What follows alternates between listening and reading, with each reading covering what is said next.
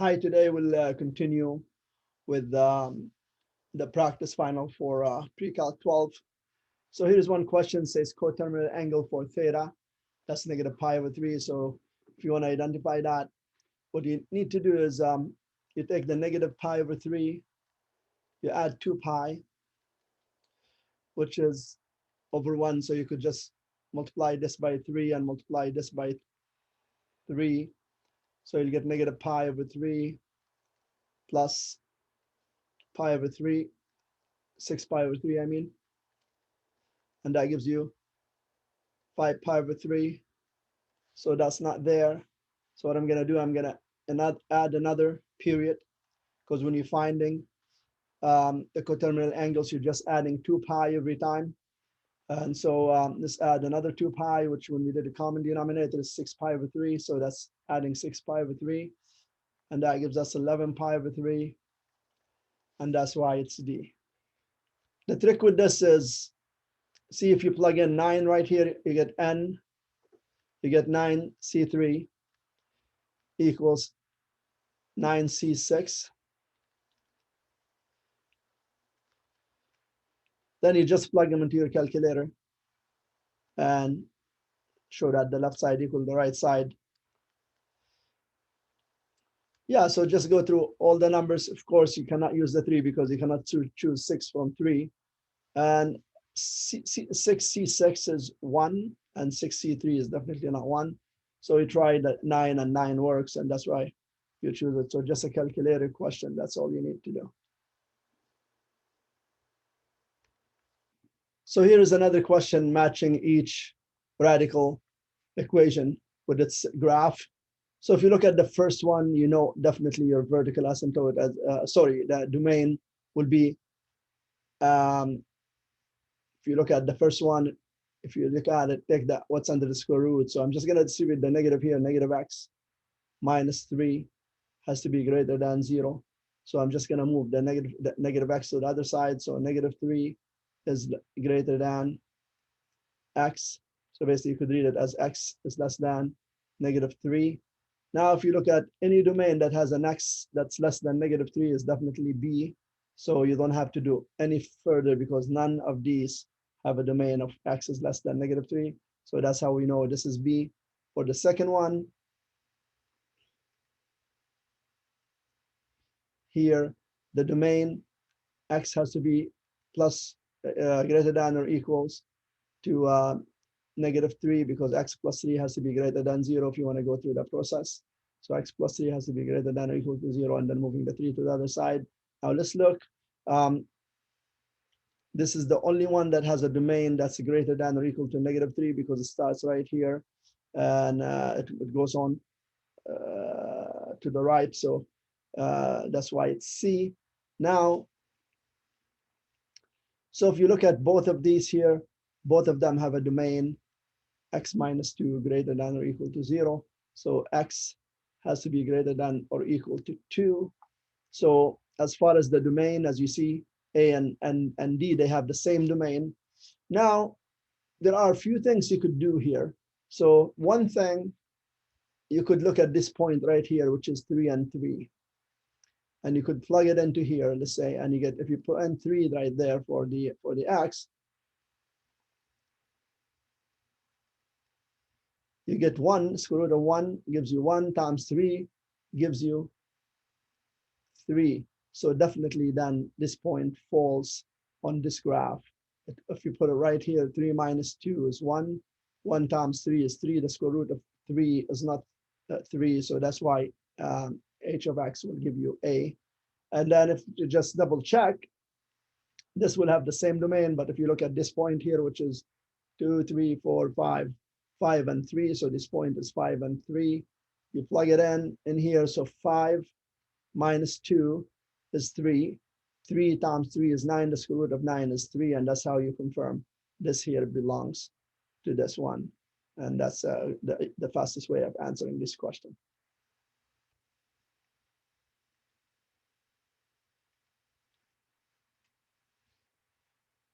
Here is another question that involves the remainder theorem, solving polynomials or factoring polynomials. So If you want to factor this, just look at the possible options for your factors. So you always look at the last number here. And so the possible factors of 8 plus or minus 1, plus or minus 2, plus or minus 4, and plus or minus 8. Now I always take a number and test it from these numbers here. I start with a small number and I plug it in for x. So when you plug in positive 1, you don't really need to do a lot of work. Just what you do, add the coefficients. You ignore the axis. That's when you plug in 1. So that's 1 minus 2 is negative 1. Negative 1 minus 4 is negative 5. Plus 8 is 3. So that's not going to give you a remainder of 0, because for it to be a factor, the remainder has to be 0. Negative 1, this will give you negative 1. Minus 2 is negative 3. This is going to be plus 4, which is 1 plus 1 is 8. So that's not going to work either. So, you know, I'm just going to show you now. If I do P of 2, that's 2 cubed minus 2 times 2 squared minus 4 times 2 plus 8. What I'm trying to do is I'm trying to find a factor. How do I know if it's a factor? When you plug any of these numbers in, if it gives you a remainder of 0, then yeah, you know it's a factor. So that's 8 minus 4 times 2 is 8 minus 8 plus 8 definitely gives you 0. So therefore now you go ahead and do syntactic division with the number 2. Yeah. So what you do when you're doing syntactic division, just plug in the coefficients and here right on top. So it's 1 and negative 2 and negative 4 and 8. Just bring the 1 down. So 1, you multiply the 1 into the 2, you get 2. That's what you put underneath here. You add, you get 0. Take the 0, multiply it into here, you get 0. You add, you get negative 4. Negative 4 times 2 is negative 8. And you add, you get 0. That proves that the remainder is 0 as well. So what you have for the factors is x minus 2. That's what that is. Okay. And here it's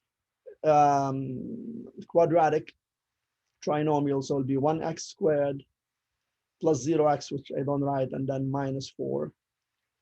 And therefore now P of x gonna factor the whole thing. So x minus 2.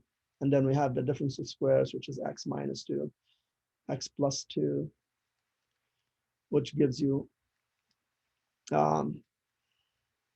x minus 2 squared and x plus 2.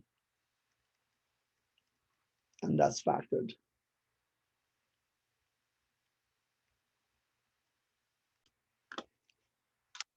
Here is another one. Sketch the graph g of x equals 1 over f of x. So what you want to do here, you really want to go to this graph. And if you're graphing the reciprocal, first of all, you look for your zeros on this graph, which is your x-intercepts right here and right there. When you're graphing the inverse, these zeros become the asymptotes.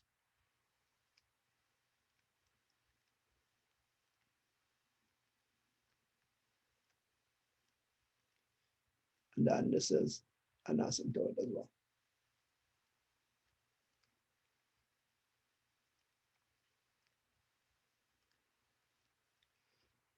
Now, also you go to where in the parabola here, where the y value is 1, and you indicate what that is. So right here, right there, right there, right there. We call these the invariant points. The invariant points. What are the invariant points? The invariant points, they don't change from the original function to the reciprocal. So both the graphs will be going through those points, okay? And this helps you a great deal when you're graphing. So if I know I have a variant point right here, all I know, this is gonna be my horizontal asymptote, this is my vertical asymptote. So with the vertical asymptote, it's something that you get very close to, but you never touch. And then the horizontal asymptote also, you get very close to and you never touch. So on both sides right here, that's what I'm doing. So very quick right there, once you get your invariant points, you just you get very close to the vertical asymptote, never touch it. Now you have these two invariant points, but you need another point to be able to graph this more accurately. So now, if I look at this point in the original graph here, that is 0, and so I have a point that's 0 and negative 4. when you do the reciprocal, what you do when you keep the x the same, but the y value, you change it to -1/4. So what you do when you just, this is over 1, you flip it. That's what the reciprocal is. So instead of -4/1 becomes -1/4. So at this point, instead of 0 and -4 in the original, it's 0 and -1/4 on the reciprocal. And therefore, you just connect the points that you have now. The invariant points are great because once you identify them, it saves you a lot of time and trying to find other points. And that's how your graph looks like for the reciprocal. Now, how about, I'll erase this and I do the absolute value. And so the absolute value, so we've done A, now we're gonna do B. The absolute value is really easy. You go and find your zeros, yeah. So you look at the graph right here, the absolute value takes anything below the x-axis and just flips it on top. So everything below the x-axis reflects into the x-axis, but the top doesn't reflect. So basically this point here that's at 0 and -4, it becomes at 0 and 4. And these points here at -2 and -3 becomes at -2 and 3. And this is at 0 and -3 becomes at 0 and +3. And then this is your,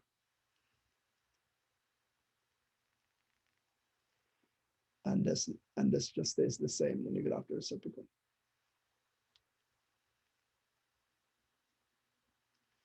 And that's how it does, and this disappears right here. So absolute value, just any y value that's negative, it makes it positive. So here all the y values are negative, so it made them positive. The x stays the same, and that's why we get a reflection over the x-axis.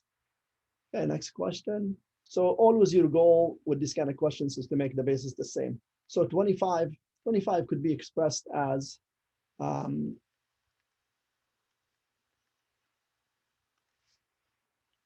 5 squared, and then you still have the x right there. And 1/5, even though there's a 5 on the bottom, that's still 1/5, it's not 5. So to make it 5, you flip it and you throw in a -1 because 5 to the power of -1 is 1/5, and you still have the -3x plus 1. And after that, all you need to do is just cancel the 5s or the basis, and you have 2x equals, this will be the -1n, you're gonna get plus 3x minus 1. And then just move the 3x to the side, so 2x minus 3x equals -1. Again, when you move the 3x to the other side, you change the sign. -x equals -1, and therefore x equals 1, and that's the answer. So the first method to do this, because there are more than, actually even more than 2 methods you could do this. So the first one, you just write what 2 theta equals. And how I find out what 2 theta equals. So this is how y equals cos x look like. So assuming that x equals 2 theta, then here, if I want to know, so let's just rewrite this as cos x equals 0. So if cos x equals 0, you just look at the graph, x equals pi/2 and 3 pi over 2 from this graph, because that's where it equals 0. Now, since we let x equal 2 theta, then I could just say 2 theta equals pi/2, and 2 theta equals 3 pi/2. Now from this, all I need to do is just cross multiply this 2 to the bottom right here. That's free trade cross multiplying. So theta equals pi/4. And here you do the same thing, and you'll get theta equals 3 pi/4.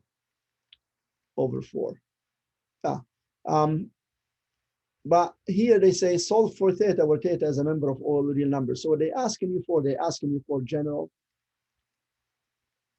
solution. And therefore, if you're doing general solution, what you do is just go, okay, right, the first answer, theta1 equals pi/4, and add n period. And the period for for y equals cos 2 theta, the period is 2 pi, oops, full sign there, over 2, which is pi. So what you're doing, you're just saying theta 1 equals pi over 4 plus n pi, so the period for cos 2 theta. And theta 2 would be 3 pi over 4 plus the n period. And pi. General solution means the graph goes on forever, and you just tell them every time the graph will hit the x-axis, which is the 0 right there. So that's what you're doing. And so there are infinite number of solutions, and that's how you express the answer. So here, they want you to describe the difference between the graphs. So both of these graphs seem to have the same zeros. So the zeros are x equals -1, multiplicity of 2, and x equals -3, multiplicity of 1. So if I'm just gonna graph the blue one first to show you how you tell what the difference is. So my zeros are at -1 and at 3.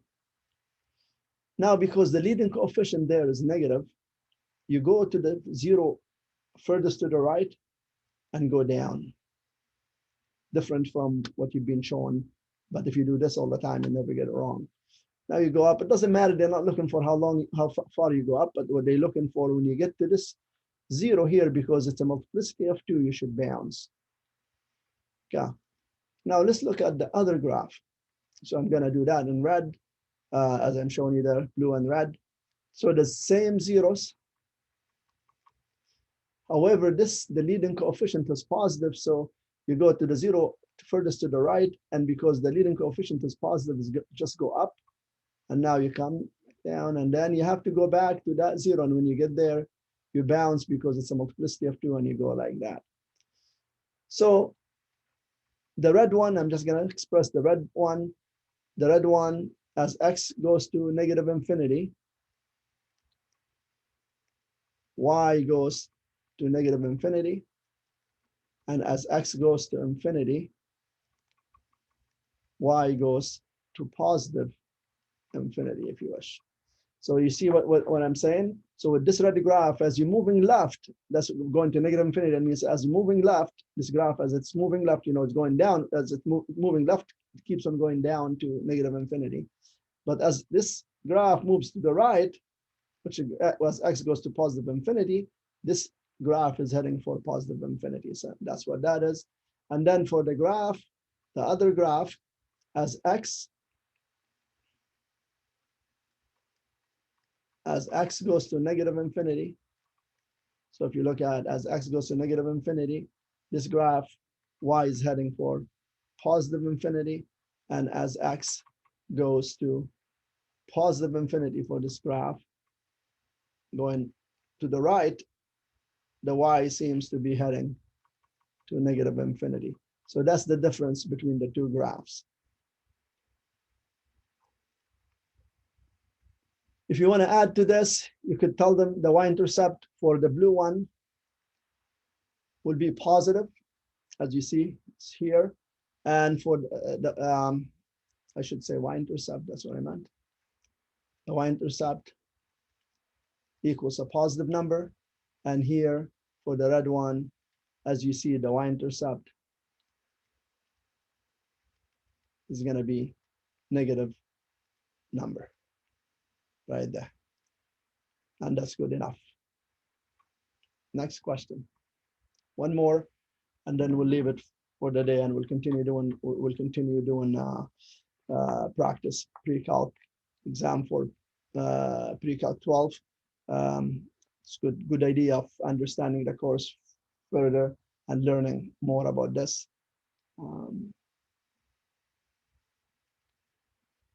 So here's another graph. They give you the original function y equals f of x, and then they want you to graph y is the square root of f of x. So what you're really doing, you're taking every point and you square root in it. So, but you don't have to really do all of that.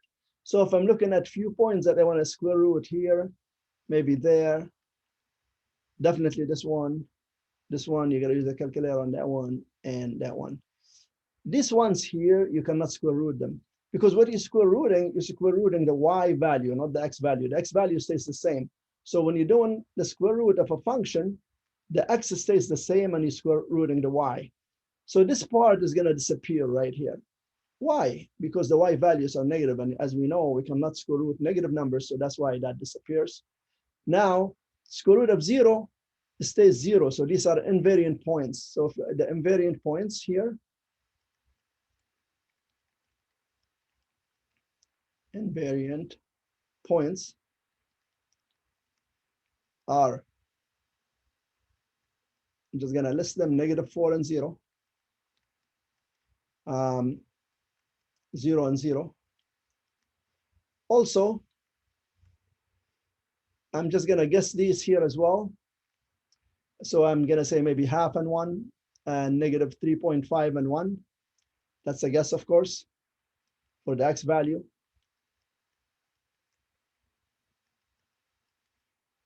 And 0.5 and 1. Why when we square root 1, it doesn't change, okay? So as a matter of fact, if you're square rooting a function and you want to show the graph, even ignore these points, not important, but these points and the zeros and that one are important. So now the square root of 0 here is just going to stay, it's going to stay here. Square root of 1 is just going to stay because it's 1, and the square root of 1 is 1. That's what, as we said, when you're doing the square root of a function, you're just square rooting the y values. As you see here, if you square root zeros and the ones, they don't change. Now, how about this point here? So I have a point which is -2 and 4. And when I square root it, what is going to happen is going to give me -2 and 2. And that's where it goes right there at -2 and 2. So these are my invariant points, and this is my third point. Now, you just connect these points right here. Oops.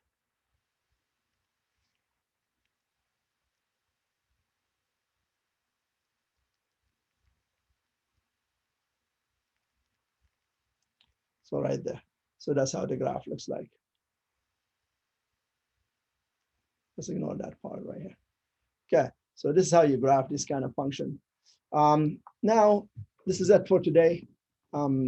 Next time, we will do more with practice pre-calc 12. Also, I want to go back to middle school. Middle school.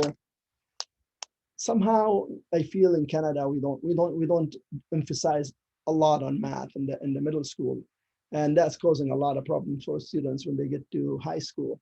Because when you have somebody that cannot multiply fractions in high school and do common denominator and all of that, there's something went wrong in the middle school.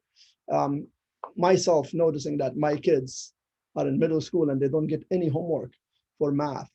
And as we all know, math is practice. The more you practice, the better you get at it.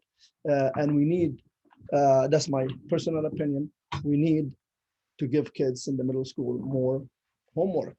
You don't want to kill them with homework, but give them something to do at home, to practice, to share with their parents, and so on. So I'm going to emphasize a little bit more on middle school in the next few weeks, and try to combine between high school and middle school. And maybe maybe in a month or so, I'll start doing the first year calculus university course as well, and college. Okay, thank you for watching. Success in learning is success in life. Stay tuned. Take care. Bye-bye.